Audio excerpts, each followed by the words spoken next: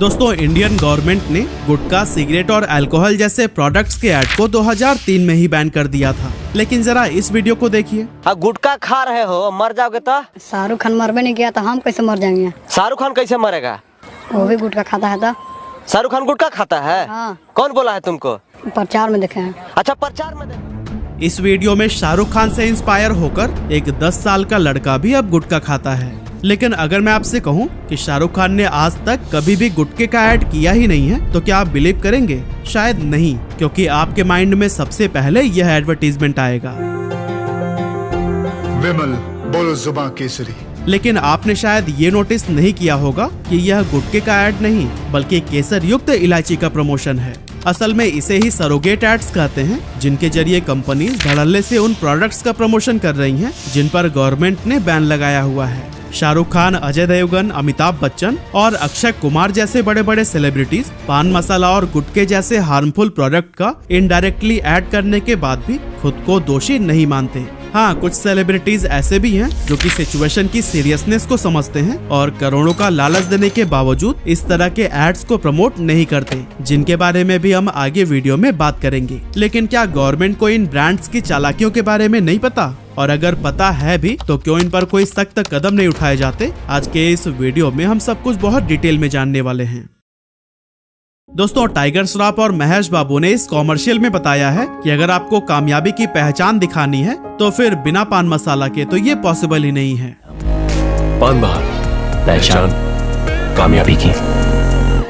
लेकिन रुकिएगा, ये लोग पान बहार पान मसाला की नहीं बल्कि इलायची की बात कर रहे हैं। पर एक इंटरेस्टिंग बात बताऊं, पूरे ऐड में कहीं पर भी यह नहीं बोला गया है कि ये लोग इलायची को प्रमोट कर रहे हैं। लेकिन अभी ये सब छोड़िए, चलिए पहले हम यह जान लेते हैं कि गुटखा एड्स को आखिर बैन क्यों किया गया था। क्योंकि 90s के टाइम पर अक्षय कुमार खुलेआम रेड एंड व्हाइट सिगरेट का ऐड करते हुए दिख जाएंगे और वो इस बात से इनकार भी नहीं कर सकते, क्योंकि उन दिनों ये डायरेक्ट प्रमोशंस होते थे। रेड एंड व्हाइट पीने वालों की बात ही कुछ और है।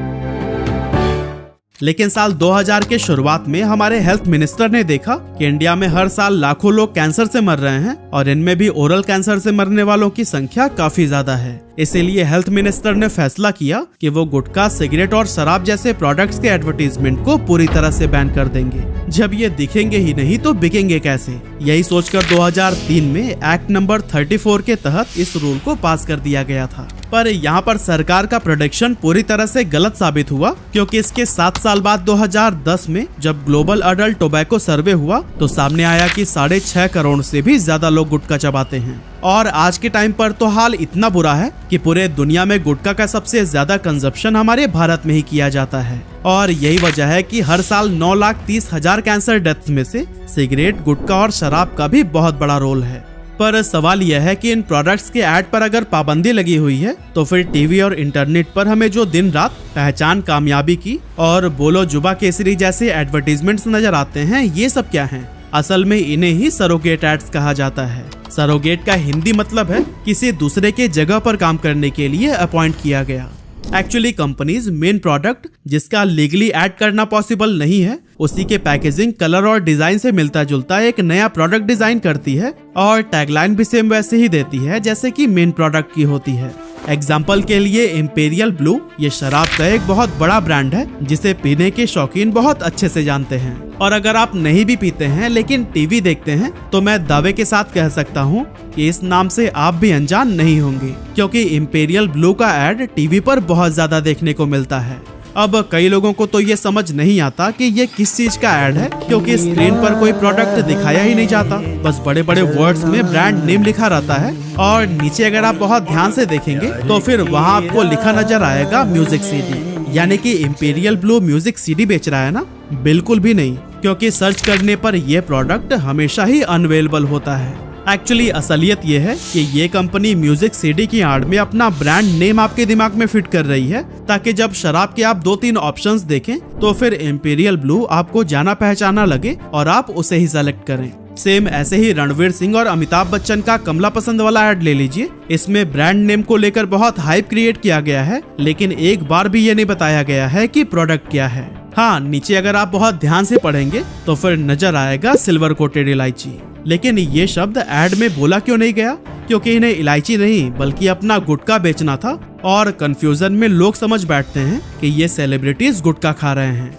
एक्चुअली जब इन एड्स को सेलिब्रिटीज के द्वारा प्रमोट किया जाता है तब हमें लगने लगता है कि आजकल के लाइफस्टाइल में ये बहुत कॉमन है और सोशल बने रहने के लिए हमें इन प्रोडक्ट्स को कंज्यूम करना जरूरी ही है। इसीलिए यह जानते हुए भी कि यह हेल्थ के लिए सही नहीं है, हम शराब, सिगरेट और गुटखा की हैबिट में पड़ जाते हैं। लेकिन हमारा बॉडी इस नए बदलाव को नहीं झेल पाता है और यही वजह है कि आजकल के यूथ लेट 20s या अर्ली 30s में ही fatty liver, stomach infection, dehydration, heart और लंग से संबंधित बीमारियों के शिकार हो जाते हैं। अब हैबिट्स बदलना शायद हमारे लिए मुश्किल हो सकता है, लेकिन इन पोटेंशियल रिस्क के लिए तैयार रहना एक स्मार्ट डिसीजन होगा, क्योंकि एक आम भारतीय घरों में हॉस्पिटल में एडमिट होने का खर्च 6 महीने या फिर उससे भी ज्यादा की सैलरी के बराबर होता है। और यह सब हमने कोविड-19 पैंडेमिक और मंकी पॉक्स जैसी बीमारियों में देख ही लिया है। ऐसे में क्या आप मेडिकल इमरजेंसीज के खर्चों के लिए तैयार हैं? अगर नहीं तो आपको भी अपने और अपनी फैमिली के लिए एक फ्लोटर हेल्थ प्लान लेना चाहिए, जिससे आपके ऊपर भी कभी भी मेडिकल से संबंधित खर्चों का बर्डन नहीं आएगा। लेकिन जब आमतौर पर हम हेल्थ इंश्योरेंस लेने की सोचते हैं और किसी कंपनी की वेबसाइट पर जाकर अपना इंटरेस्ट दिखाते हैं तो हमें इतने सारे स्पैम कॉल्स और मैसेजेस का सामना करना पड़ता है कि हम परेशान हो जाते हैं। यहाँ तक कि कुछ एजेंट्स तो सिर्फ अपने मंथली टारगेट को पूरा करने के लिए आपको गलत पॉलिसी बेचने की ट्राई करते हैं। लेकिन इन सभी प्रॉब्लम्स का सोल्यूशन लेकर आता है डिट्टो, जो कि आपके लिए सबसे अच्छा इंश्योरेंस खरीदने की बेस्ट एडवाइस देता है। अब मैं आपको डिट्टो के साथ अपनी रियल लाइफ एक्सपीरियंस शेयर करने वाला हूँ।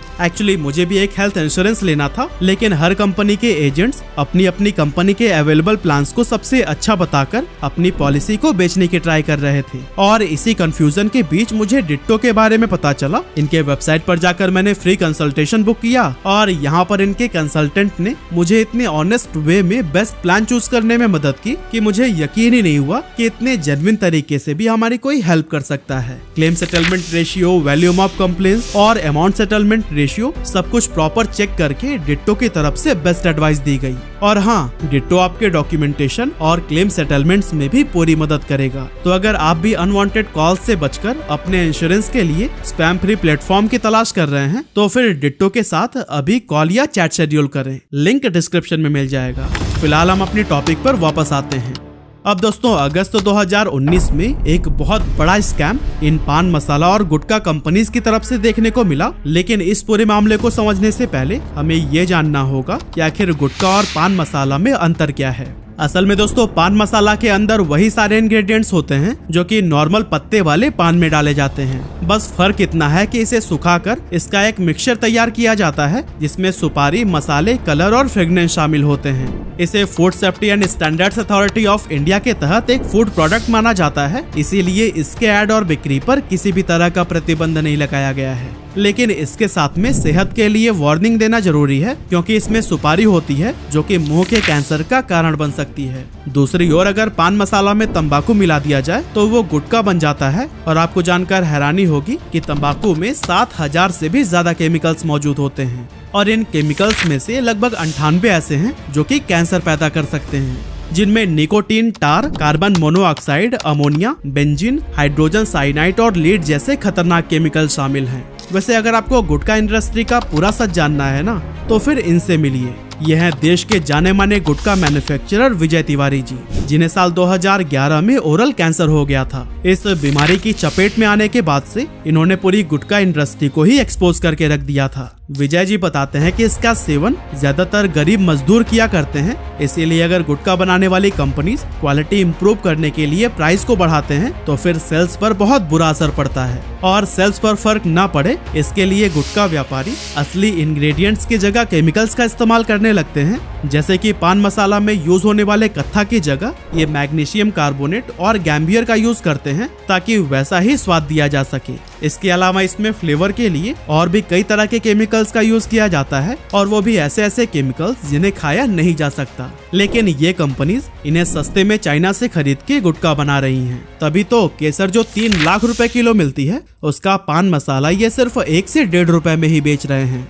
वहीं दूसरी तरफ इलायची और सिल्वर कोटेड पान मसाले भी इतने सस्ते मिल रहे हैं जितने में ना तो आप इलायची खरीद सकते हैं और ना ही सिल्वर। लेकिन पान मसाला पूरी आजादी के साथ एडवर्टाइज और सेल होता है क्योंकि ये गुटखा नहीं है। हालांकि जब बिहार के स्टेट हेल्थ डिपार्टमेंट ने अगस्त 2019 के दौरान बाजार में मिलने वाले 12 पान मसाला के सैंपल को लेबोरेटरी में टेस्ट करने के लिए भेजा तो पता चला कि इनमें से 7 पान मसाले में कंपनीज निकोटीन मिलाकर बेच रही है ताकि लोगों को इसकी लत लग सके, जबकि इनके पैकेट पर बड़े बड़े अक्षरों में लिखा हुआ था निकोटीन फ्री। इन 7 ब्रांड्स में राजश्री पान मसाला, कमला पसंद और रजनीगंधा जैसे बहुत ही पॉपुलर ब्रांड शामिल थे जिनका ऐड ऐसे ऐसे सेलिब्रिटीज करते हैं जिन्हें हम अपना रोल मॉडल मानते हैं।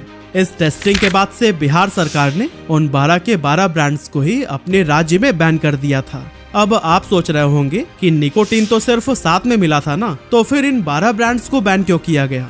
असल में जिन ब्रांड्स में निकोटीन नहीं भी मिला था उनमें भी मैग्नीशियम कार्बोनेट और इनके ही जैसे कई सारे हार्मफुल केमिकल्स मौजूद थे जिनसे दिल की बीमारी और कैंसर का खतरा बहुत ज्यादा बढ़ जाता है। इसी वजह से बिहार सरकार ने उन सारे ही पान मसाला ब्रांड्स को बैन कर डाला। और दोस्तों इतना ही नहीं, कुछ कंपनीज ने तो अब लाइम पाउडर के साथ में कुछ ऐसे केमिकल्स को गुटखा में मिलाना शुरू कर दिया है कि ये मुंह में जाने के बाद से मैग्नीशियम कार्बोनेट में बदल जाता है। यानी कि भले ही ये सैंपल टेस्ट में ना आ रहा हो लेकिन आप जहर ही खा रहे हैं।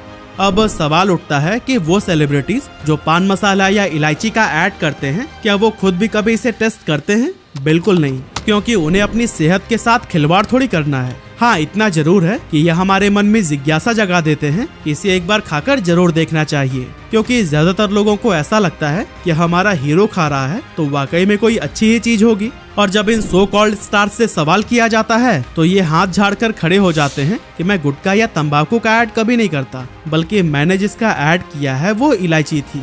लेकिन एक अच्छी बात यह है कि अमिताभ बच्चन ने कुछ समय पहले ही अनाउंस किया है कि अब वो किसी भी तरह के पान मसाला ब्रांड को प्रमोट नहीं करेंगे। असल में उनका रणवीर सिंह के साथ में ऐड आने के बाद उनको सोशल मीडिया पर काफी आलोचनाओं का सामना करना पड़ा था और बार बार लोगों के सवाल और क्रिटिसिज्म के बाद उन्होंने इसे गंभीरता से लिया और तंबाकू इंडस्ट्री को हमेशा के लिए अलविदा कह दिया।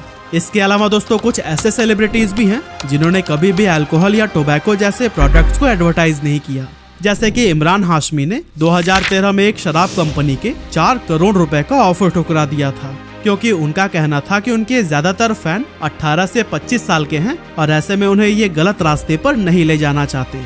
इसके अलावा अल्लू अर्जुन ने भी यह कहते हुए एक तंबाकू कंपनी के विज्ञापन को करने से मना कर दिया था कि जिस चीज का यूज वो खुद नहीं करते उसको वो प्रमोट भी नहीं कर सकते। इसके अलावा सचिन तेंदुलकर, आमिर खान और जॉन अब्राहम जैसे कई सारे ऐसे नाम हैं जिन्होंने इस तरह के एड ऑफर को ठुकरा दिया और पैसों से ज्यादा उन युवाओं के बारे में सोचा जो कि इन्हें फॉलो करते हैं।